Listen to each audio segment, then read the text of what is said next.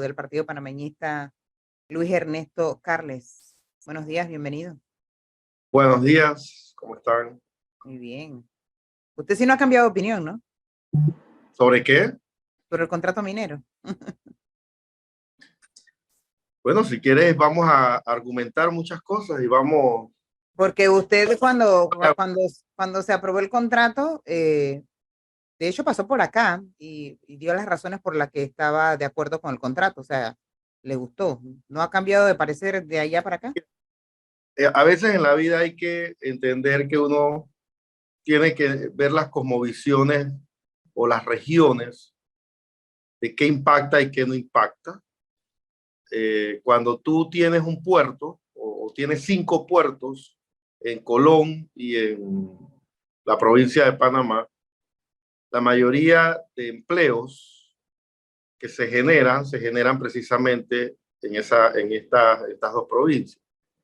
O cuando decidiste desarrollar el canal de Panamá, antes no existía, eso es una zanja ampliada o una zanja gigante, donde ahí me imagino que cuando se explotaron o se hicieron los explosivos que correspondió, murieron muchos peces o también hubo muchas afectaciones. Entonces siempre en cualquier proyecto va a haber afectaciones que pueden tener gente a favor o gente en contra. Claro, el canal se construyó a finales del siglo, bueno, empezó a construir a finales del siglo XIX y se terminó de construir a principios del siglo XX, y quizás no existía Gonzalo, ni existías tú, ni existía yo, y tampoco existían las redes sociales, ¿no? Pero la realidad es que tienes un proyecto minero construido, entonces de manera responsable, ustedes como periodistas y yo como, diríamos, como político, como diputado o como ministro de Estado que participé en esa construcción, igual que Publio Cortés. Publio Cortés era el director general de ingresos. Yo nunca escuché a Publio Cortés reclamar que en ese momento la mina aportara al Estado 42 millones de dólares. Entonces ahora es el primero que se rasga las vestiduras diciendo que paga muy poco. Entonces eso es un poco lo que afecta a los políticos de cómo cambian como camaleón. Un día dicen una cosa y otro día dicen otra cosa. Entonces, sobre tu pregunta, de manera categórica, yo estoy a favor de este contrato. Sin embargo, es un contrato que ha creado un sinnúmero de voces en contra y a favor. Entonces vamos a analizar las voces en contra. Las voces en contra te hablan de un elemento de expropiación que sí aparece en el contrato en una cláusula. Entonces, por supuesto que ese término de expropiación tiene que alertar o tiene que poner en incertidumbre a otros o a personas que han analizado el contrato. Te habla sobre una restricción de vuelos de manera temporal cuando existan voladuras. Entonces también ese ha sido otro elemento. Te habla de una concesión a 40 años, porque no es que dice 40 años, dice 20 años renovable a 20 años más. Y te habla de uso de aguas cuando en el proyecto no pasa ningún río, pero te dice en el contrato uso de aguas. Entonces, sobre esos elementos, si yo fuera el presidente de la República, que no lo soy, pero que creo en la concertación, en el diálogo, para mí ese proyecto debería de ser retirado y poder establecer una modificación o una renegociación sobre esos términos. ¿Es necesario o no es necesario que esas cláusulas estén? Y luego aprobar un contrato que pueda deslindar o limitar estas preocupaciones válidas dentro de la cosmovisión que lo mueve Pero acá. a ver, señor Carles, Déjame es que paremos allí un momento, paremos allí. terminar. No, pero es que es que, a ver, no puedo dejar terminar porque usted acaba de decir algo. ¿Usted está hablando como si usted fuese presidente de la República o está hablando como diputado que tiene la necesidad de votar? Ok, entonces en este momento yo no voto, Gonzalo, te aclaro eso, vota la Comisión de Comercio. Yo no soy parte de la Comisión de Comercio. Y ese contrato, si se aprueba en primer debate, va a seguir teniendo oposición votemos a favor o votemos en contra, ¿hay una oposición generalizada o es que tú no lo ves? Quizás tú tenés un apartamento ahí muy cómodo, pero hay una oposición generalizada a nivel nacional, Gonzalo. Entonces, ¿por qué insistir sobre la aprobación de algo que en el fondo ya te han dicho 5 o 6 elementos que tienen que ser revisados? Entonces ahí es donde entra la sensatez de retirar, establecer el término expropiación. Yo le he preguntado a ambas partes, porque nosotros como diputados tenemos que preguntar, y si tú lees el contrato, el término expropiación solo aparece en una sola cláusula y al final del contrato.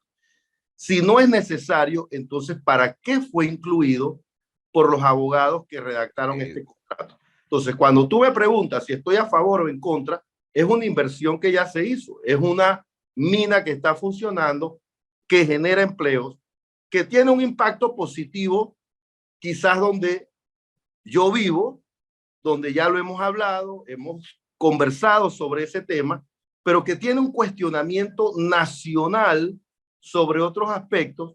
Entonces, si esos aspectos al final no son congruentes, entonces tú tienes que buscar la manera de encontrar términos de equilibrio sin afectar la continuidad del entonces, no, no es que usted le diputado, no, es que no, yo no entendí nada, no entendí qué tiene que ver mi apartamento, nada. Lo que le hago la pregunta muy sencilla.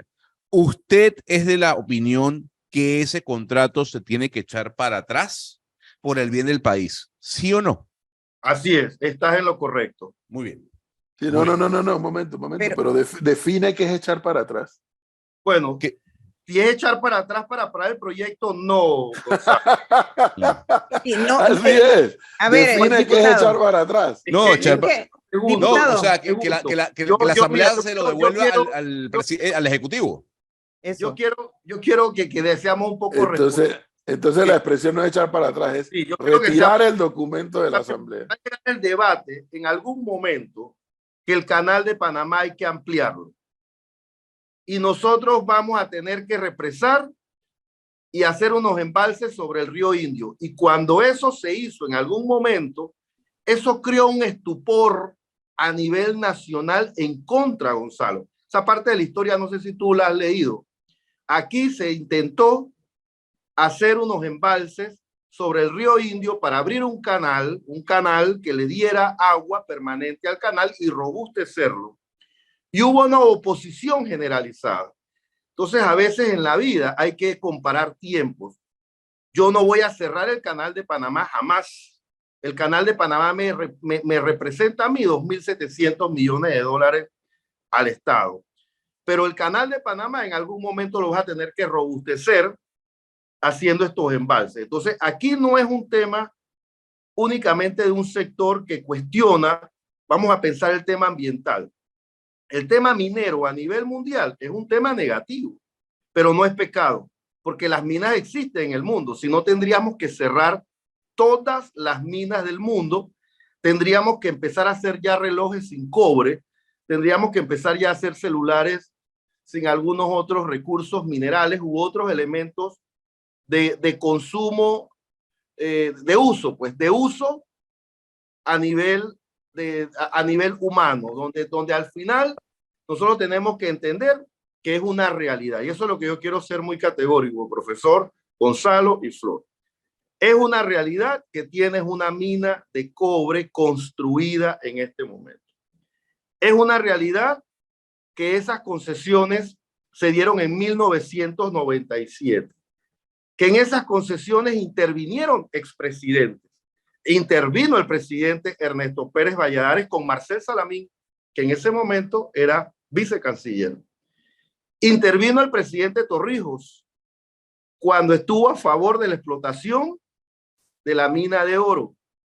Nunca estuvo en contra, nunca manifestó una exposición de decir vamos a cambiar la ley porque paga pocos impuestos.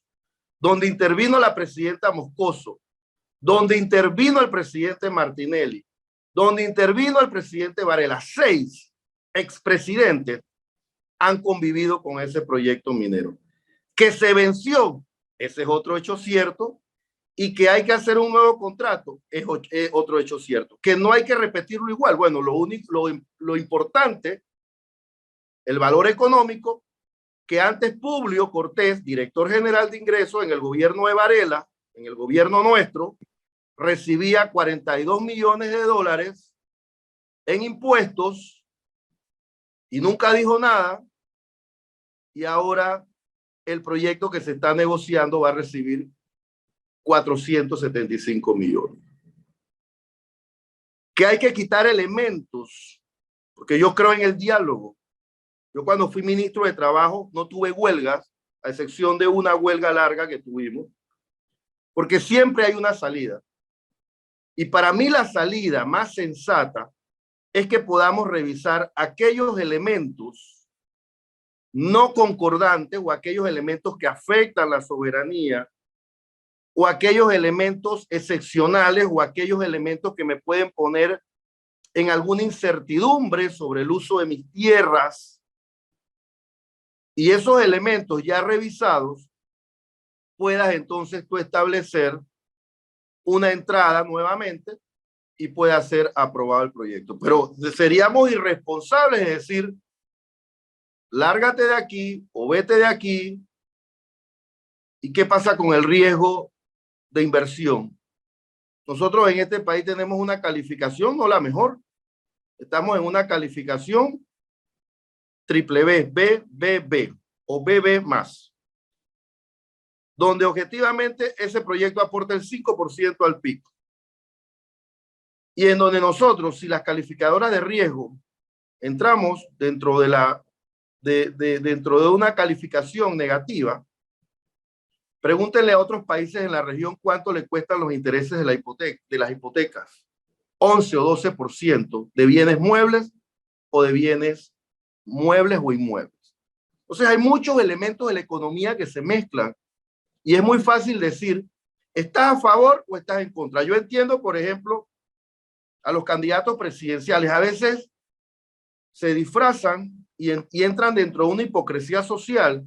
¿Qué quiere la gente escuchar? ¿Que estás en contra? Sí, estoy en contra. Estoy a favor. Pero a veces hay que explicar un sinnúmero de elementos donde yo te digo categóricamente que yo no estoy a favor de que la mina se cierre. Te lo digo de manera categórica.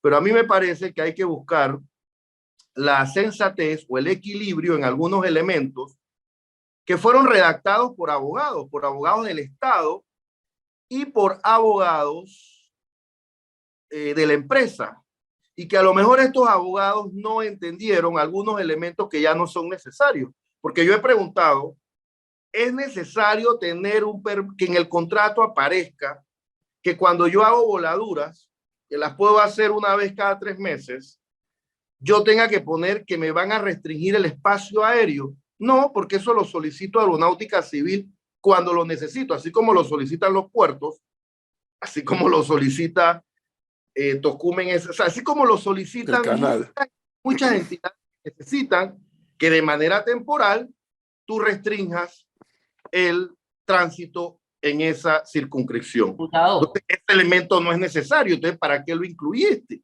Diputado. La expropiación es porque yo tenía que conectar una línea de transmisión eléctrica de Llano Sánchez al punto de mina. A esa línea de transmisión ya yo la construí en el 2014, 2015, 2016. Entonces, ¿para qué incluiste ese término? Entonces, esos son términos que subyacen en la negociación actual que ya no necesitan estar. Diputado, y eso creo que ha creado una incertidumbre innecesaria y que hay que sacar esos términos. Pero que yo venga a decir ahora es que ese contrato es lesivo a la nación, empezando con el señor Cortés. Pero si tú fuiste director general de ingresos, tú cobraste los impuestos, tú viste cómo se construyó la mina, entonces tú vienes ahora a decir que ese es un contrato lesivo a la nación. Bueno, ahora entonces, es superhéroe. Diputado, muy cómodo. La pregunta que queda en... O Martín Torrijos venía. ¿Cuál es la pregunta, Leonardo? La pregunta. No para. Diputado, la pregunta que queda... Sí, porque no para. La pregunta que queda en la mesa, diputado, es... hay muchas personas que dicen, perfecto, que se retire el proyecto de ley de la Asamblea Nacional, que se regrese al Ejecutivo. pero hay personas que dicen que la mina no podría seguir trabajando porque el contrato actual no va bajo un régimen legal. ¿Cuál es su opinión al respecto? Bueno, recuerda, Leonardo, que todas estas concesiones tienen contratos administrativos. La empresa que produce bananos en Barú tiene un contrato administrativo. ¿Por qué quieren ellos contratos leyes? Es una figura usada en América Latina y que está en nuestra legislación nacional y en nuestra legislación comparada, porque estas concesiones las quieren a 15 años o a 20 años. La concesión de explotación, de extracción de la fruta bananera en Barú, en Changuinola, los puertos tienen contratos administrativos, Leonardo, y después se revisten con contratos leyes. Así es que el contrato administrativo está, lo único que falta, y eso es legal, y eso tiene una naturaleza jurídica, porque las concesiones no todas tienen que revestirse de contratos leyes. Lo que reviste o le da formalidad jurídica a una concesión es el contrato administrativo.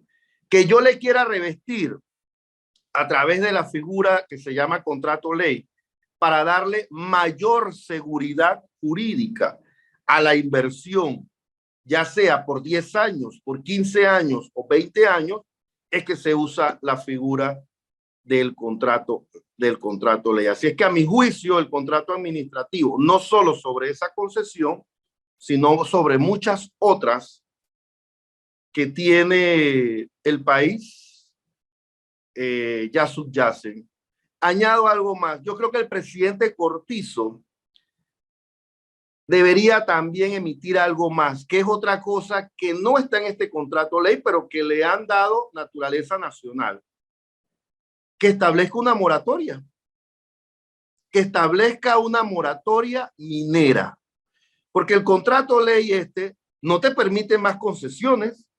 La desconfianza de todos esos cuadros que enseña mi admirada Raiza Banfield, por ejemplo, y otros más, son sobre concesiones que han pedido al Ministerio de Comercio e Industria durante la administración del presidente Cortizo, se han duplicado y triplicado, que cuando tú ves el mapa a nivel nacional resulta ser que hay un sinnúmero de solicitudes de concesiones mineras que no tienen nada que ver con el contrato en mención. Entonces, para tranquilidad del país, si el Ejecutivo definitivamente le interesa pasar este contrato por las razones económicas o por las razones de la seguridad jurídica u otros elementos que se han mencionado, entonces dele tranquilidad al país diciéndole: hay moratoria minera, no habrá más explotaciones, y todas esas solicitudes que están en la Dirección de Recursos Minerales dirigida por el director que está allí, no se les va a dar ningún otro trámite. Y yo creo que eso ayudaría mucho a también dar tranquilidad para que en el mapa nacional no se ubiquen más concesiones en trámites, que es a lo mejor alguna preocupación que yo también la comparto, porque a mí me parece que Panamá tiene que definir qué es lo que queremos ser. Queremos ser canal, queremos ser un hub de comunicación o de transporte logístico de carga. Ya tenemos una mina construida, entonces a veces también hay que hacer paradas, y nosotros no tenemos por qué seguir en esas explotaciones. Sencillamente vamos a concentrarnos en otras áreas de la economía que podemos potenciar o que podemos tener mayor crecimiento económico o que signifiquen mayor crecimiento económico. Dicho toda esta historia, diputado Carles, ya para ir concluyendo con este tema del contrato y entrar al tema político. Y los 5 años que yo estuve en la Asamblea aprendí algo. Antes de llegar a una votación, en el ambiente se huele qué va a pasar. Si la votación, cualquiera que esta sea, va a ser aprobado el documento o si va a ser rechazado. al día de hoy, ¿hay algún olor en la Asamblea de qué es lo que puede pasar? Porque además, si el Ejecutivo solicitara el retiro del documento, el Pleno tiene que aprobarlo. O sea, ¿qué se huele en los pasillos de la Asamblea? Sí, por eso le digo, primero esto está en una comisión de comercio.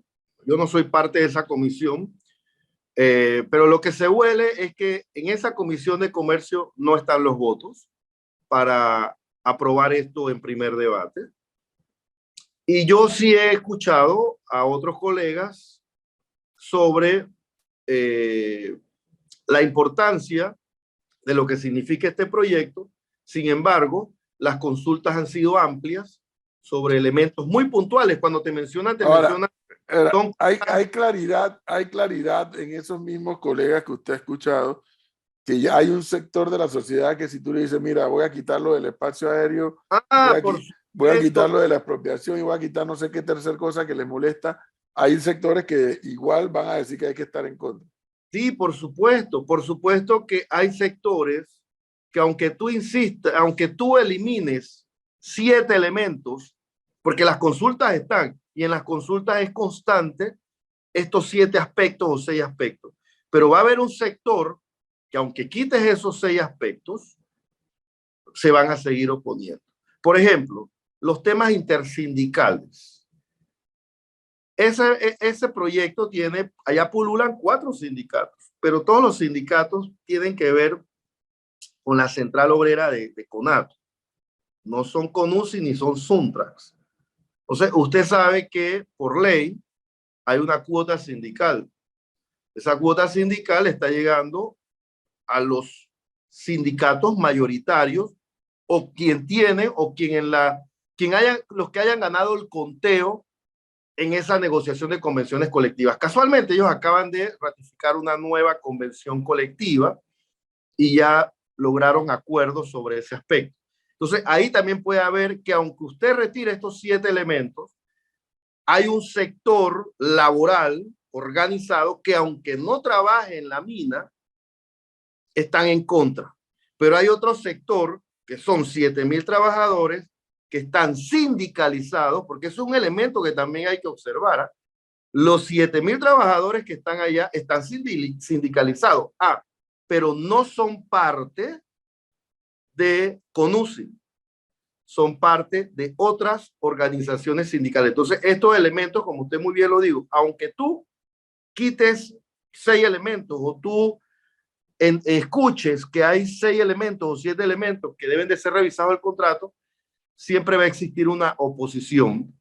Pero yo reitero y soy muy responsable y creo que la pregunta que me hizo Gonzalo, y lo del apartamento es acá, yo también estoy en mi casa ahorita, porque a veces nosotros desde nuestro lugar o desde nuestro estudio o desde nuestro ambiente de trabajo, a veces queremos hacer un juicio, pero, por ejemplo, en La Pintada, Gonzalo, también hay gente en contra del proyecto, así como hay en Penonomé y como hay en Chiriquí, pero en otros lugares también tiene gente a favor. Entonces, por eso te digo, a veces las cosmovisiones hay que entenderlas, y yo lo que quiero resaltar, lo que quiero es la parte económica, la parte laboral, la parte de los empleos.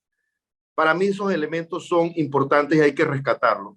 ¿Qué hay que revisar? Sí, hay que revisar el tema del espacio aéreo, hay que revisar el término de expropiación, pero al final el proyecto es una realidad y sería irresponsable decir de parte mía, no, es que el proyecto hay que cerrarlo. Eso no se nos debe ni de ocurrir, aunque lo diga de manera responsable y sea objeto de crítica. Bien. Proyecto que debe seguir existiendo, pero que hay que revisar hasta darle su Dicho toda esta historia, contrato ley. pasemos al plano político electoral. El Partido Panameñista y el Partido Cambio Democrático, a través de un video que circuló en que circuló en las redes sociales, pues le denunció al país la decisión de formular, estructurar una alianza. Una de las tantas preguntas que hubo, porque como lo hacen ahora, parece que esa va a ser la modalidad, meter un video en las redes y ya. Como no hubo conferencia de prensa, como usualmente se anuncian las alianzas, ¿debemos esperar que esa alianza se va a circunscribir exclusivamente al tema presidencial? o esa alianza llegará a los circuitos uninominales, a las R famosas e incluso a las alcaldías, o se quedará nada más en la presidencia?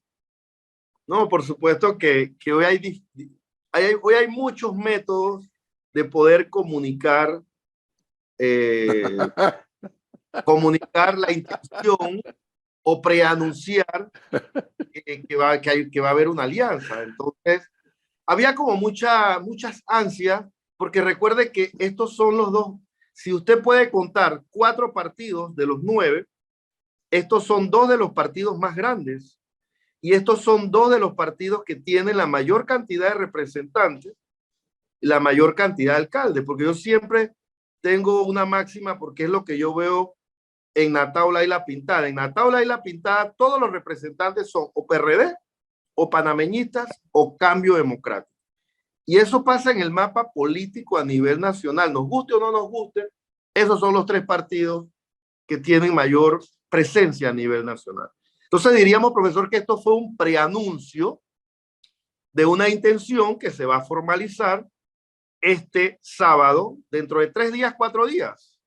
Este sábado 16 de septiembre, nosotros vamos a formalizar o hacer, diríamos, ya el anuncio oficial de este acuerdo, de esta intención de alianza entre el Partido Cambio Democrático y el Partido Panameñista, que más adelante seguirá sumando a otras organizaciones políticas, a otras organizaciones civiles y a independientes. Sobre hasta dónde llega esta alianza. Primero, que es una alianza que se centra en ejes fundamentales sobre temas que hay que resolver.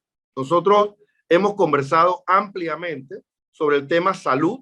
Es más, ha salido hasta la intención de establecer, por ejemplo, cuando vemos la insuficiencia renal o el padecimiento de cáncer, son enfermedades muy fuertes para los interioranos. Entonces nosotros ya hemos pensado en un oncológico para las provincias centrales. Por ponerle ejemplo, también se ha centrado en el tema de educación, esta negociación de alianza sobre el tema de generar empleo y de atraer inversiones. Diríamos que tiene 4, 5, 6 ejes fundamentales. Entonces es una alianza que se basa sobre todo, principalmente, sobre un plan de gobierno de cómo vamos a gobernar a partir del 1 de julio del 2024, porque algo sí le digo, profesor, mi estimado Leonardo, Gonzalo y Flor, nosotros vamos a ganar. Tenemos una estructura a nivel nacional y esta es una alianza que se basa no en intereses personales, sino en intereses de país. ¿Que hasta dónde ha llegado geográficamente, profesor? A la más mínima organización política. Van a haber candidatos a representantes a nivel nacional que serán postulados en los dos partidos y otros serán postulados cada quien en su partido. De igual manera, en las alcaldías hemos logrado, porque nosotros creemos en los gobiernos locales, poder postular la mayor cantidad de alcaldías en alianzas, y habrán otras que no se postularán en alianzas, sino cada organización política o partido postule. La de la capital, ¿qué pasaría dígame, señor Carles, con la de la capital, qué pasaría? Porque la señora bueno, Génesis Arjona insiste en que ella, si no va a la cabeza, no va.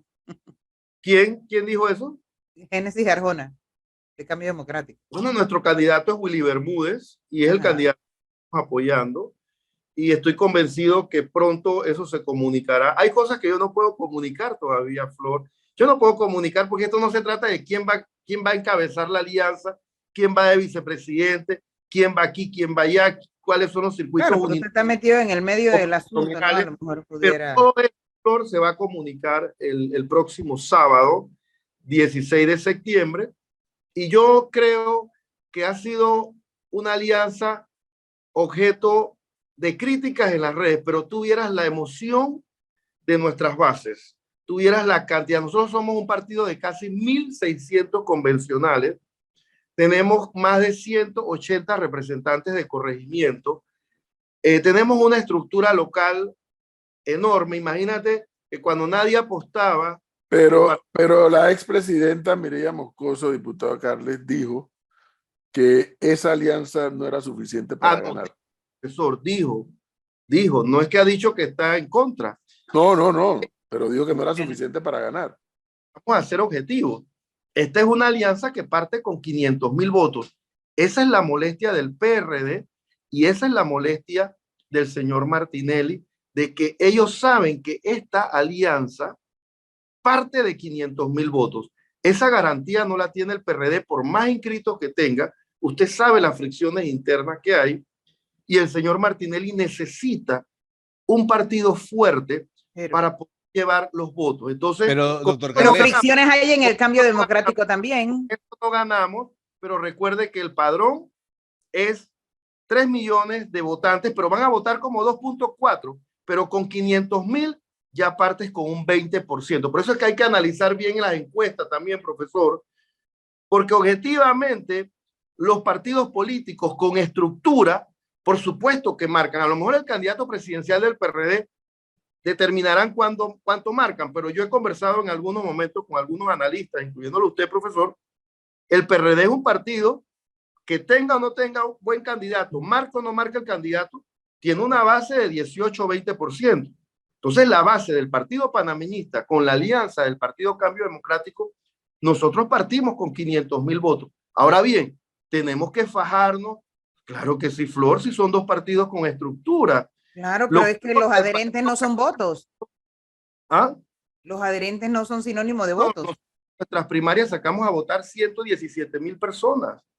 Y eso es lo que se llama la segmentación y la estructura de base.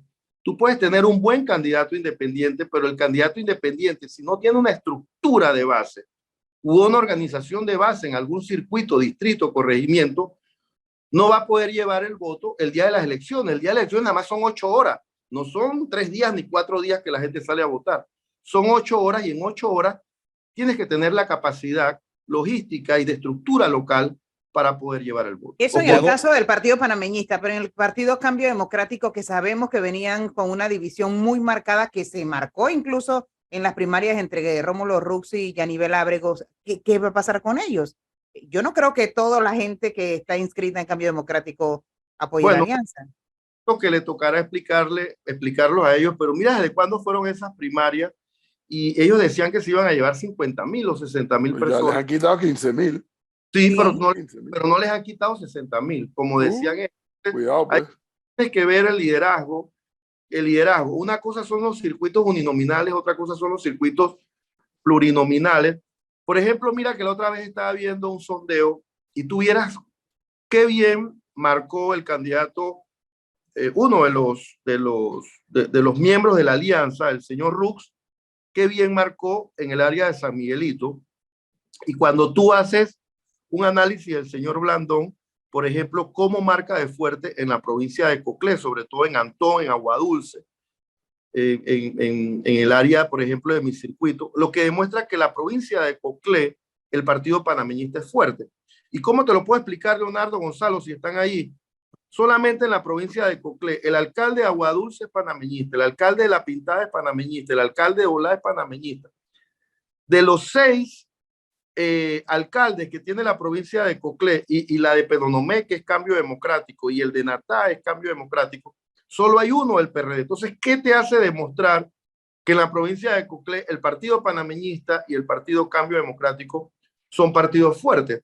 Quizás esa lectura entonces no la tienes en otra región del país. Entonces, esa es un poco la diversidad de a veces por qué la insistencia de publicar tanto las encuestas en los medios de comunicación, en algunos medios, con el objetivo, y eso es parte de la estrategia política, la persuasión. ¿Cómo persuado el voto de aquella persona que está decidida por votar por un candidato, un partido, pero yo le quiero meter y decir, no, es que el candidato que va de primero, sin mencionar medios, la otra vez publicaba un medio una encuesta donde ponía un candidato en un 28% y el otro medio ponía a otro candidato en un 36%, pero ambos candidatos se ponían muy bajos de manera contradictoria en ambas encuestas, es decir, que no coincidían.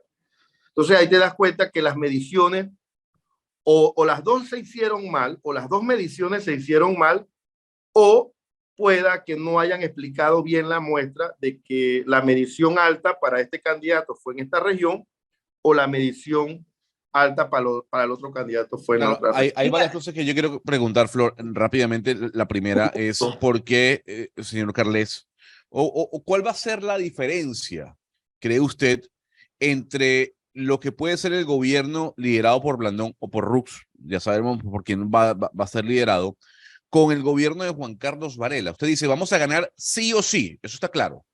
Pero hay que recordar que el panameñismo se fue del poder con una amplia, un amplio rechazo en su gestión, tanto así que le costó, dirían algunos, esa votación tan baja a José Isabel Blandón. La pregunta es, ¿por qué ahora sí? ¿Cuál va a ser la diferencia ahora del panameñismo en el gobierno que no logró cautivar y captar el presidente Juan Carlos Varela durante su quinquenio? A mí me llama la atención porque eso que tú estás diciendo es lo que ha dicho este gobierno, el gobierno de Cortizo. El gobierno de Cortizo ha hablado de los 10 años de no avance en este país. 10 años perdidos.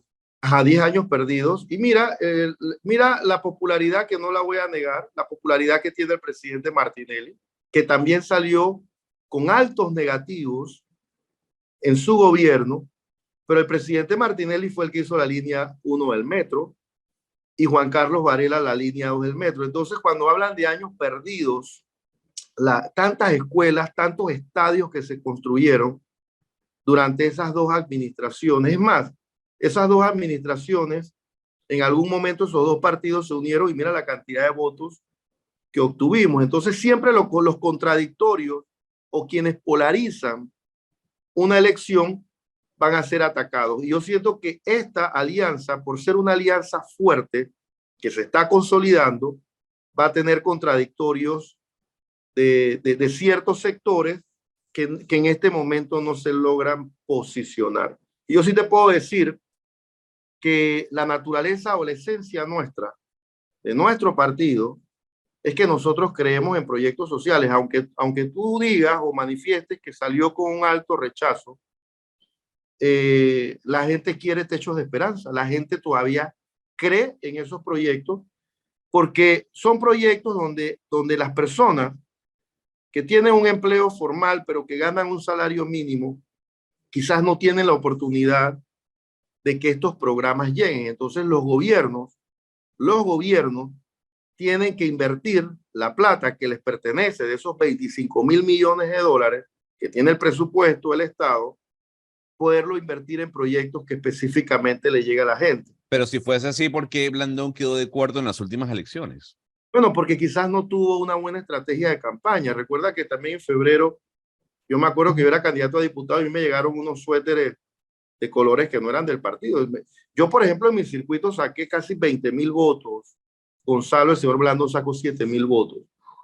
Y en cierta manera, en mi circuito, en cierta manera me pedían ir a los suéteres morados. Por eso te digo, en mi circuito, en la provincia de Coclé, donde están los restos del doctor Arnulfo Arias, nosotros somos muy arnulfistas y somos muy panameñistas. Nosotros en nuestra región somos muy panameñistas.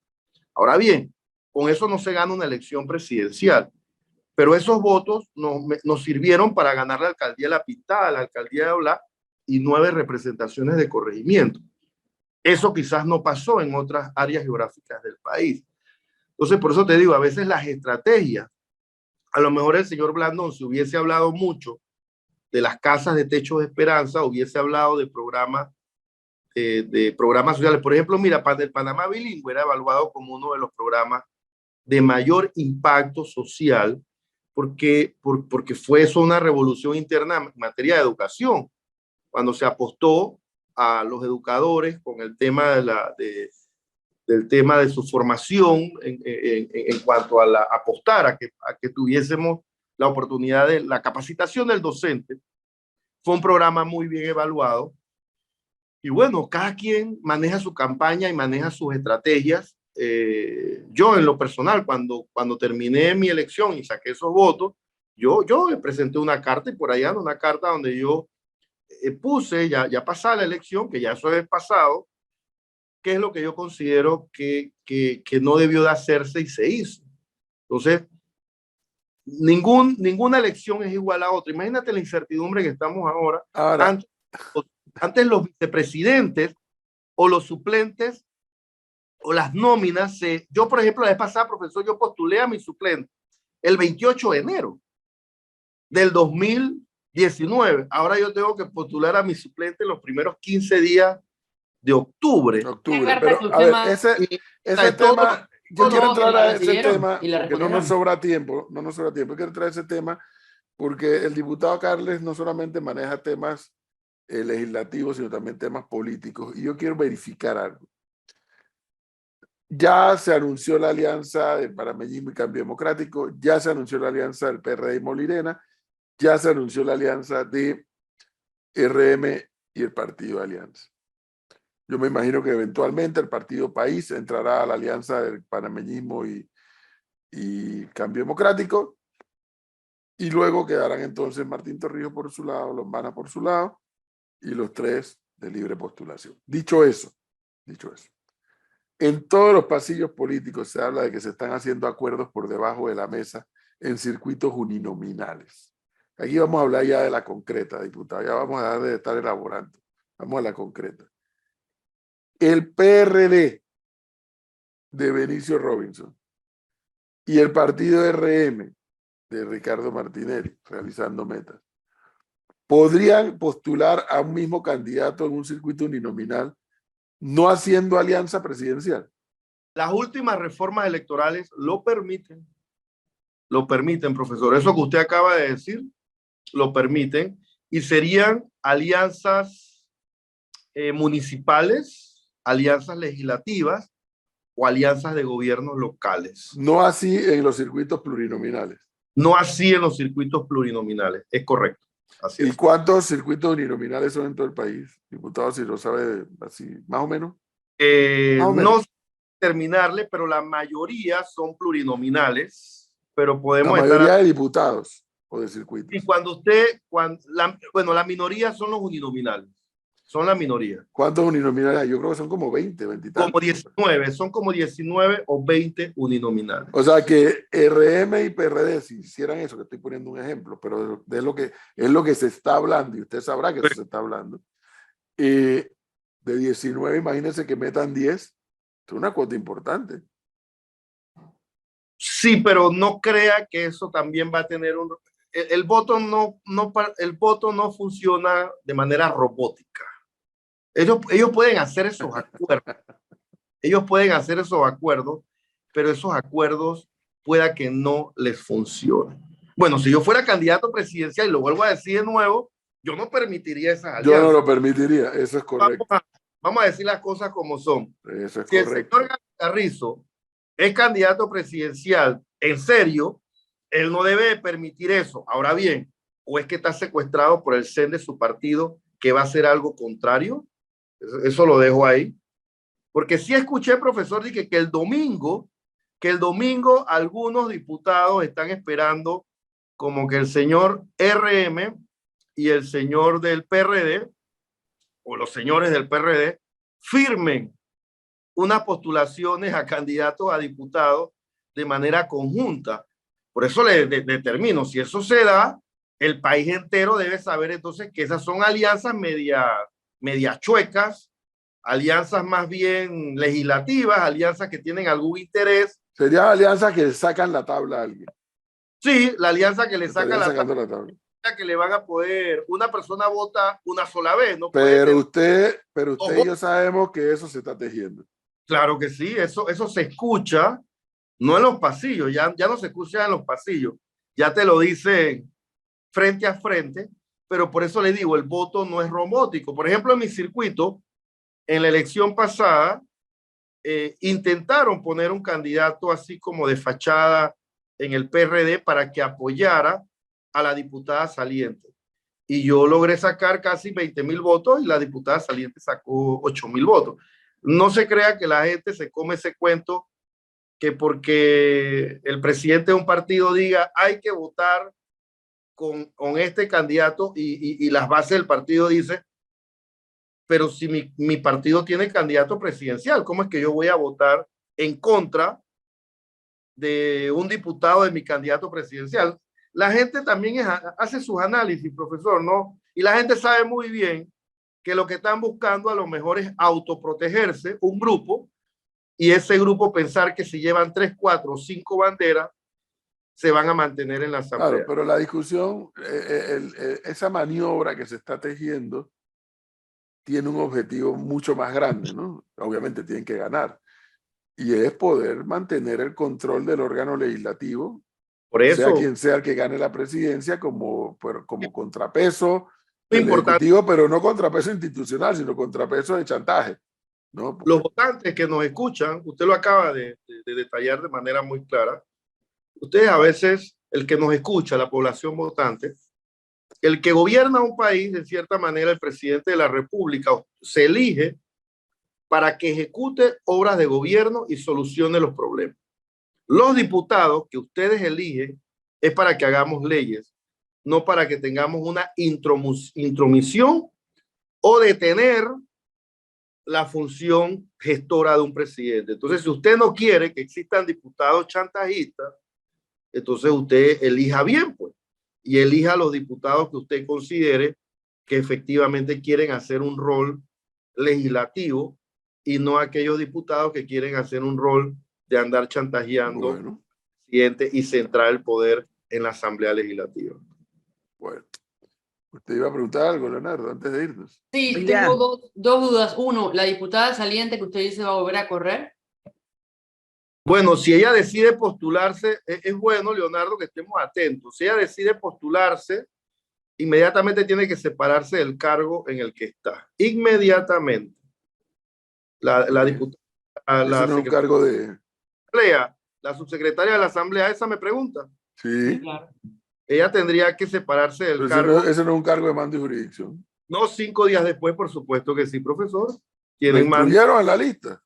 Sí, ellos 5 días después de que se postule tiene que dejar el cargo. No sé si se irá Es nuevo.